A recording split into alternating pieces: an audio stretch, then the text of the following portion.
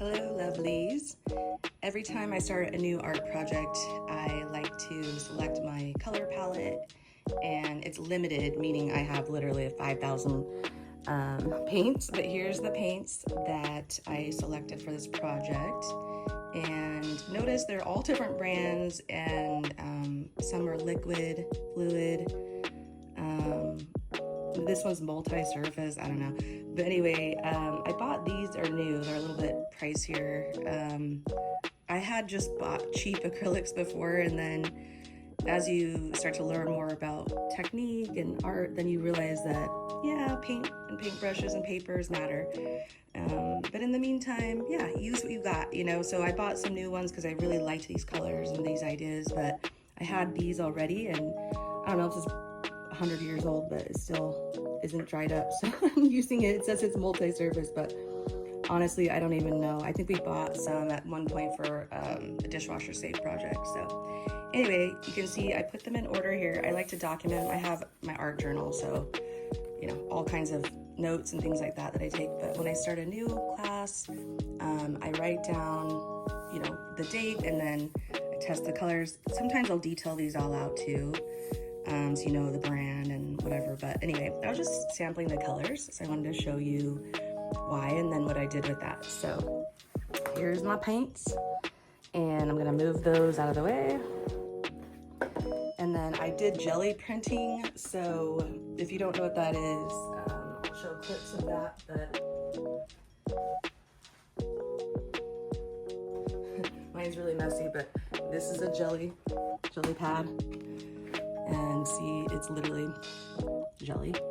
So it's cool because when you put paint down on it, you don't know exactly how the paint's gonna behave and how it's gonna come out. So use usually this as a brayer, use it, and then you roll the paint on, and then you just get a piece of paper, put it down, wait a couple minutes till it dries, and lift it off. So I'll have a different video where I show that, but anyway, I thought I would show you what came out of the latest jelly prints testing out these paints specifically. So the jelly pad actually had some purple marks on it from before, so those got lifted up. I thought that looked cool. And I tried to limit each page to just 3 colors. So this is technically just the darker Payne's gray, that yellow green, and then aqua green. But I had some leftover paint from the print before that also lifted. So that's also something that's cool about jelly printing, is there will be like ghost prints or leftovers, and then you'll pick those up too, and it adds more interest and texture. So the first couple ones, you can still see the lines from the print before, kind of purpley shimmery. Yeah, so here's the rest of them. Again, I use basically 3 colors from my limited color palette in each one. And mind you, these aren't final like pieces of art. These are intended to be part of a bigger piece of art, so they get ripped up, collage, things like that. So, but yeah, I love this like salmon gum color and how that blends together. Obviously this one picked up more of the other color too, but I only put down 3 every time. So yeah, this one got wild too.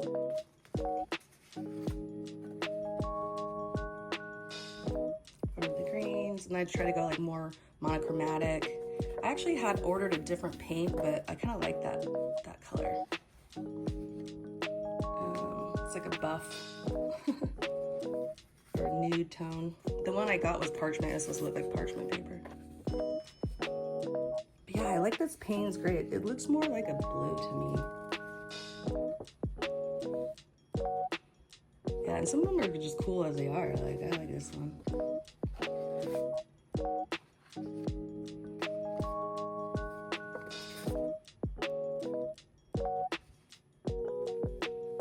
This one, I took like this little, because eventually I'm gonna do stenciling and whatnot. I was just first sampling, but I took this and just kind of went on the jelly pad to make some marks to see how it would lift off, and it looks kind of cool. Give it some texture. And you can use anything to make marks, you know? You can literally find objects around your house and just stick them in the wet paint to see what marks it makes. Yeah, so this one was before when I was mark making, and again, it lifted that off. But see how addicting it is? I did all of these yesterday. You can't, once you start, you can't stop. You're like, oh, one more. Let me see how this color combo works. Now this one, uh-oh, they're sticking together a little bit. That's the other thing, when you make a whole bunch and you don't have a lot of space, you have to like find spots to lay them out flat so they can dry. Here in Arizona, things dry fairly quick because it's the desert. So I actually sometimes have to work quickly on the jelly pad because it'll just dry up before I'm even done. But yeah, when you get like thicker coat of acrylic, you have to definitely make sure it dries. But look, I do this on cardstock, so it's a little bit thicker. I found it more successful with the heavier paint than just a regular printer paper, but you can totally use that, tissue papers, all sorts of stuff. You can print on anything. This one got a little wacky. And my brayer was like, you have to clean it really good and the paint gets kind of stuck sometimes, and so when you're going to roll, it's like, so you can see lines from that, but I think it adds some texture to it. It's just, I guess, I don't know, I have to learn to clean the brayer better. Anyway, so those are all the pages, and then sometimes what I'll do is, as I'm doing this and I'm getting my paints ready, I'll put just a tiny bit in my palette, but then I'll just have more left over and I don't want to waste it. So I do this one quite a bit just to kind of also see how the colors work together, but just use up that extra paint. So it's a little messy because I have a cheap paintbrush, but the idea is like, you know, just keep continuing to layer with that shape, the same color palette. And then I also sometimes just kind of quickly rub the brush off. So this is one of those where I just kept using the excess paint that way.